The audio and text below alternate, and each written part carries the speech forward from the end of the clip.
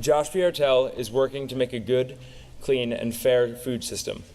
He is the president of Slow Food USA, a national nonprofit with members in every state who work together to create a world in which all people can eat food that is good for them, good for the people who grow it, and good for the planet. Josh previously co-founded and co-directed the Yale Sustainable Food Project at Yale University. The project transformed the university's cafeteria to a menu based on sustainable local foods, built an organic farm on campus, and developed food and agriculture curriculum and programs for undergraduates. Prior to his work at Yale, Josh started Mama Brook Farm, is that correct? Okay. A small organic vegetable farm that provided food to local restaurants and farmers markets. Josh graduated from Harvard University with degrees in philosophy and literature. In 2010, he was named a Young Global Leader by the World Economic Forum. Josh is dedicated to building a social movement that can transform our relationship to food and farming.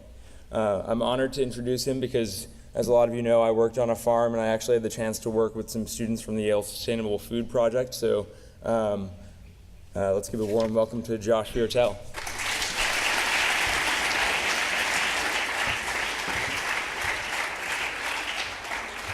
Morning. Can everybody hear me?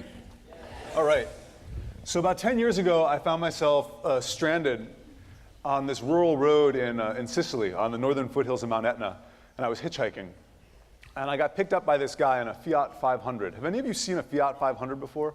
You know a Fiat? It's a car about this big. It's a little Italian car. Tiny, tiny little red car, and I'm 6'4", I weigh 200 pounds. I squished my way into this car. And I started talking to the guy driving it, who was an ex-shepherd who retired, and started talking about what I was up to. At that point, I was working as a shepherd as well, herding sheep on the northern slope of Mount Etna. And he asked me what I was doing there. And I guess I should tell you the reason I was there as well, and it's the reason I told him. I had been studying philosophy and literature at this mediocre school in Cambridge, Massachusetts. And I was writing about philosophical skepticism and the way that people use, philosophers use physical work as a response to philosophical skepticism. So philosophical skepticism is like where you sit there and you say, how do I know that this bench, that this stool exists? How can I be certain that I'm not having a dream of it?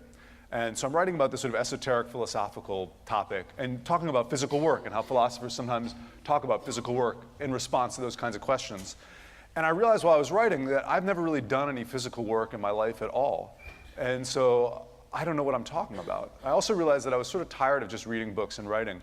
And so I went to my college advisor, who never really gave me any good advice. And I said, I've got this plan. I'm going to drop out of school for a year at least, and I'm going to work as an agricultural laborer in southern Italy, in Sicily. And he gave me 8 words of advice that I will always remember. And if you ever hear people give advice like this, pay attention, it's important. These 8 words: I strongly advise you not to do that. And so I did it, right? Because advice that strong maybe warrants listening to in a way. So I went there to try to figure things out, basically. And I told the story to this guy who was driving me, and I thought he'd be really confused. At first, he was even upset. You know, he had put his kids through college and sent them up north to Italy so they could work in manufacturing and in business. And then something clicked for him, and he said, you know, I think I understand why you're here. He said, the human can only work well, fully, when 3 things are operating, and they're like a holy trinity. Your eyes need to see, your mind needs to think, and your hands need to touch. And he reached over and he grabbed my hand and he looked at it. And on the northern foothills of Mount Etna, the roads are deeply switched back and steep. So I was really nervous, right? Because I'm driving in this little car with this guy just looking down at my hand. And he looks at it for a long time and he says, yeah, you need to go and work. You need to touch the world. You know, where you come from, you think and you see, but you don't touch. And he let go of my hand and I saw his hand go back to the wheel. And it was the most deeply ridged, calloused, beautiful hand that had all this knowledge in it from how he had worked in the world, the kind of knowledge that I was sort of mistakenly trying to seek in studying philosophy and literature. And after that, my life was really different. I threw myself into work in a different way, and I think of that as the moment when I really found slow food, where it began to mean something to me. I had never heard the 2 words slow food together before, but the ideas underlying it became ideas that were really a part of who I was. So I want to tell you a little bit about slow food.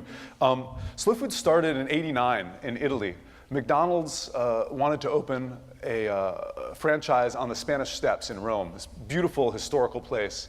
And the Italians had a very strong response to it. They didn't want to see their food culture colonized by American food culture. Whoops. And so this was, this of course is Perseus beheading Ronald. And so slow food was born. They staged a protest in front of the Spanish Steps. But instead of just waving placards and chanting, they brought a big pot of penne pasta, because pasta is their food culture there. And they started out handing penne out to all the people who passed by. And people were eating pasta and protesting, and they started chanting spontaneously, "We don't want fast food, we want slow food. We want slow food." And that was the beginning of slow food, where it came from. So the idea of slow food is it's food that is the opposite of fast food, maybe even the antidote. It's good for you, it's good for the environment, it's good for the people who grow it and pick it and prepare it. It's good, clean, fair food. And there's this idea of slow food that I think is really important, and we should talk about it for a minute, which is that there's a story behind your food. So not many of you are farmers like Will. How many of you have performed a farming act, an agricultural act in the last, say, 48 hours? Raise your hands. Anyone? How about the last 2 days? How about the last 2 weeks? Anyone? Yes, yell out really loud. What'd you do? You picked some tomatoes, all right. So in this whole room, basically one person in the last 2 weeks is like, I picked tomatoes, right? How many of you have eaten in the last 24 hours? Raise your hand. All right, yeah. All right, so all of you eat. All of you eat, and there's this idea that comes from a guy named Wendell Berry that if you eat, you're involved in agriculture. That there's a story behind the food you eat, and it's a story about how farming happens, it's about environmental impact, it's about social impact, economic impact, and that's a primary idea behind slow food. Now, most of the time, that story is not a good one. You think about animal agriculture. You eat a hamburger from McDonald's, it likely has meat in it from over 100 different animals that has been mashed together in an industrial process. The animals were raised in terrible conditions, and the way they were fed causes to get 1 calorie of a McDonald's hamburger takes 55 calories of fossil fuel. So huge environmental degradation.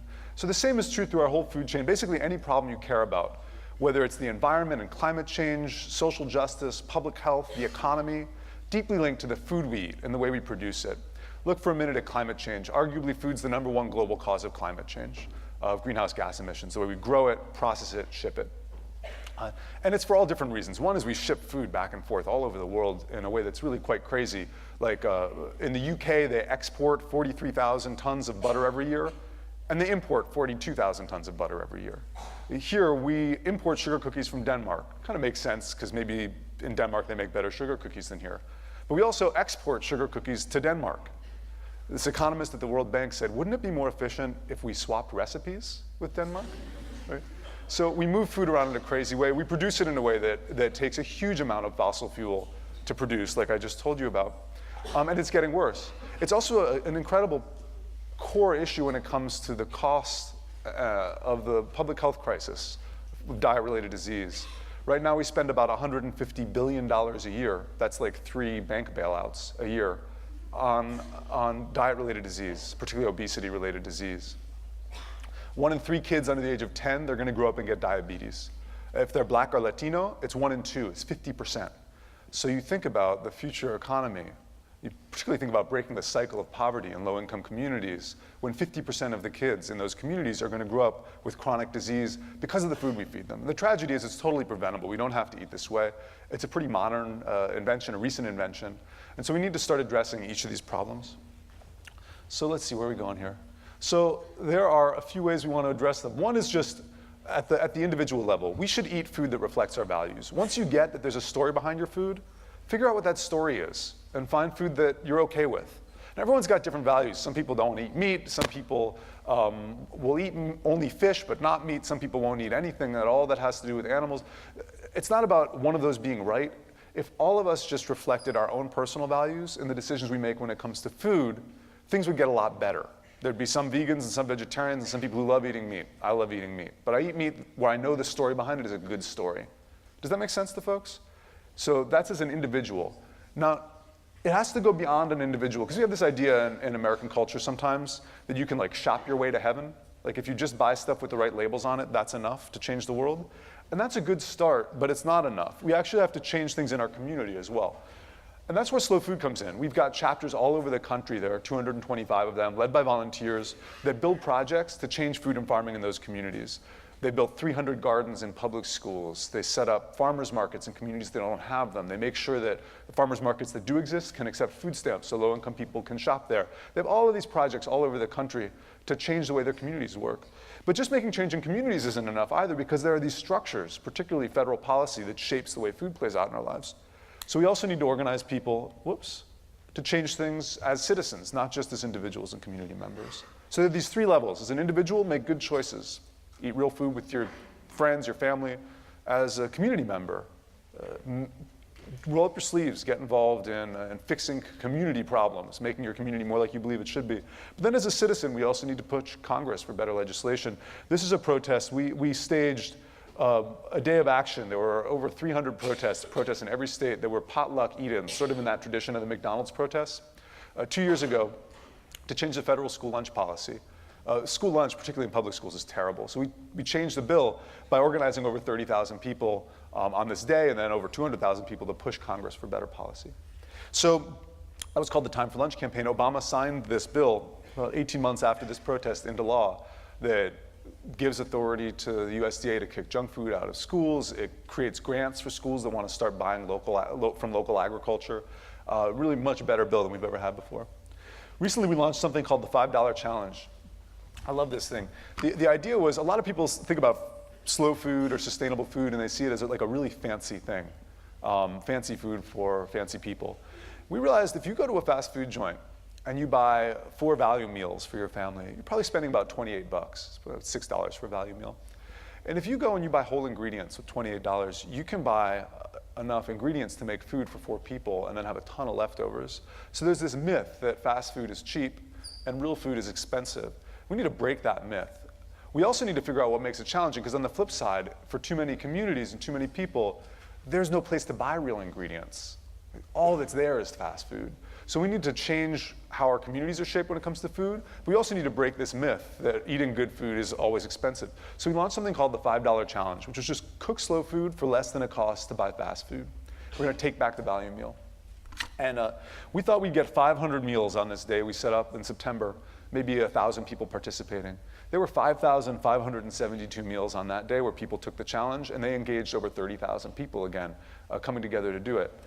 One of our leaders, I don't know if you can see this, she went to a McDonald's where there was a clown and actually got him to give the thumbs up to it. I don't think he knew what he was doing, but I love that image. He was a clown, you know?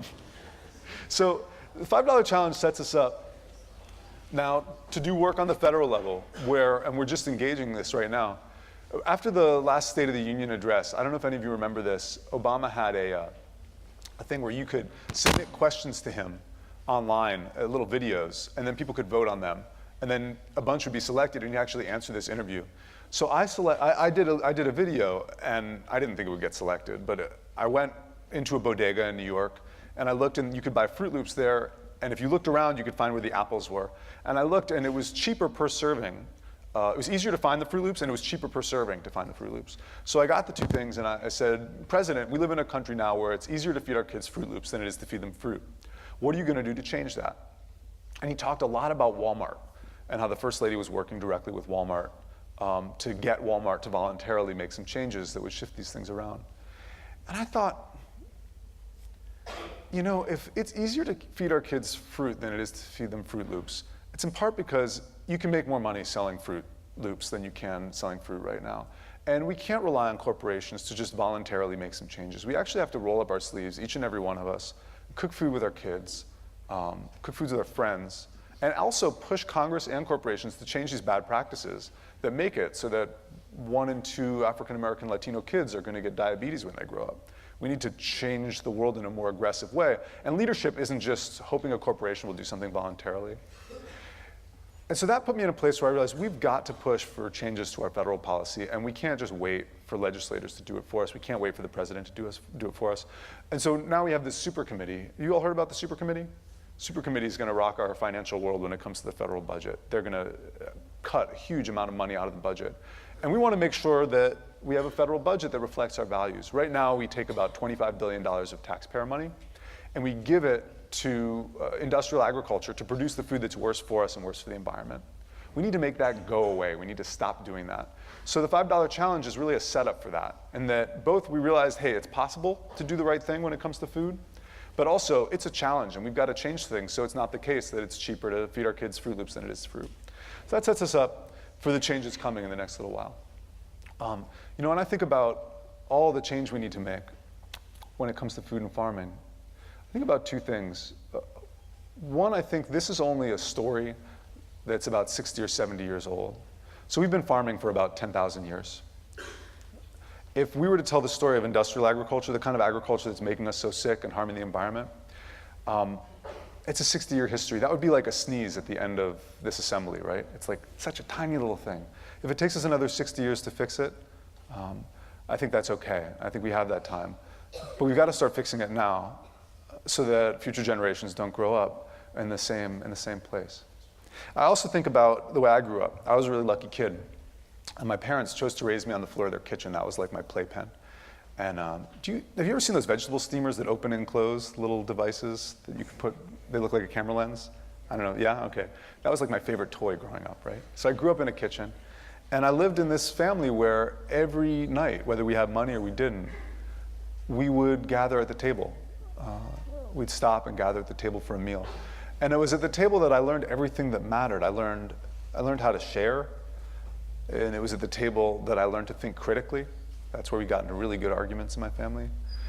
And it was at the table that I learned the most important thing, which is that you can disagree with people and still love them. Because I think when we're at the table, we see what we have in common instead of what's different between us. And for me, that sight of what we have in common is the beginning of something really important if we're going to change the world.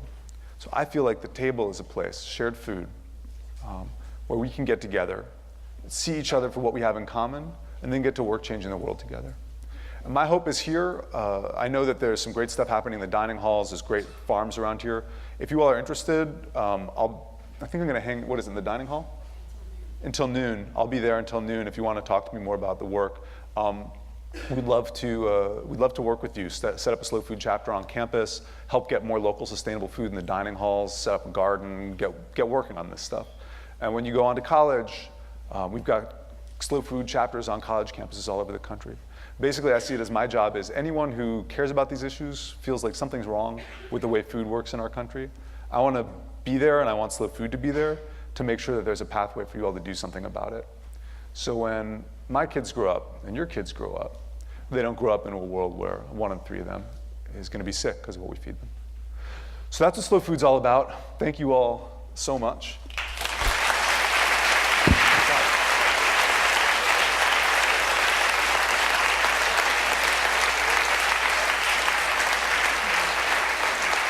Like Mr. Viertel said, he'll be in the dining hall right now until noon, and all of the seniors need to go outside by the pond for the senior picture. Thanks.